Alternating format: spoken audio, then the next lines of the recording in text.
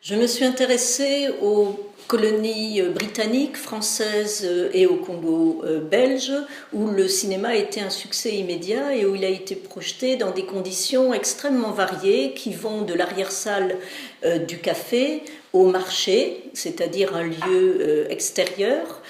avant que ne se dégage vraiment la construction de bâtiments spécifiques essentiellement dans les grandes villes. Pour aborder la question justement des conditions dans lesquelles les gens vont au cinéma, il faut poser la question autre des sources, c'est-à-dire si l'on s'en tenait aux sources officielles, aux archives administratives, on ne pourrait pas recréer ce qu'était une séance de cinéma à l'époque. Il faut vraiment lire des romans, des autobiographies, faire des enquêtes pour arriver à faire s'animer ces lieux. Le premier public qui a été intéressé était plutôt un public de lettrés, de fonctionnaires, de ces nouveaux métiers qui naissent dans les villes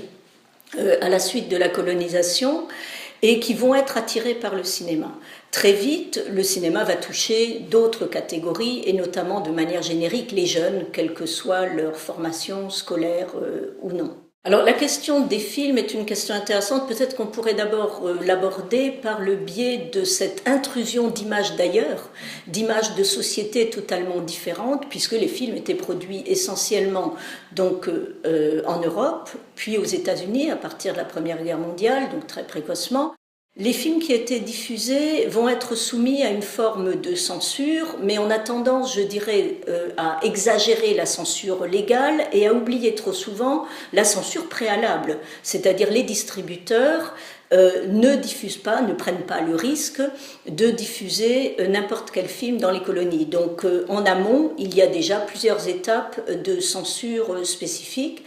qui vont porter sur les films qui mettraient en cause l'image des Blancs. Donc, sans barrière de langue, les colonisateurs britanniques se sentent menacés par ces images qui viennent des États-Unis,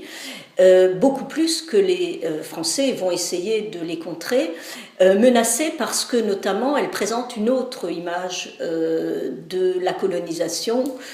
une autre image des Britanniques qu'ils ne souhaitent pas voir. Quand on interroge les gens, les titres qui reviennent le plus souvent, ce sont des titres de western, hein, et notamment Bronco Apache, qui est un des rares westerns à avoir été censuré en tant que tel, mais à la fin des années 50, donc dans un contexte qui est celui des décolonisations, parce que les censeurs français, enfin coloniaux, puisqu'il y a une double censure à cette époque-là, considère que ce film met en exergue de manière trop brutale des rapports entre Européens, occidentaux et Indiens. Les images du cinéma ont déstabilisé la situation, la société coloniale blanche, ça c'est une évidence,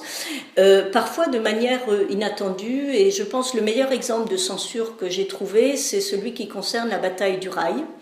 Donc film qui valorise la résistance française,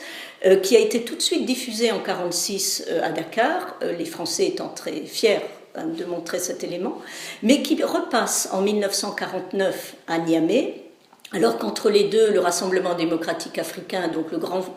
parti politique fédéral, a été créé dans un contexte politique spécifique, et qu'un leader de ce parti s'élève pendant la projection en disant « Nous devons faire comme les Français de Paris et verser notre sang pour notre patrie ». Il faut aussi voir la salle comme un lieu d'expression, un lieu de prise de parole, alors que les lieux sont quand même rares à cette époque, même dans les années 50, si cela s'ouvre. C'est l'obscurité, c'est l'anonymat, et donc la possibilité de s'exprimer, de chahuter de différentes manières. Par exemple, on le voit très bien lorsque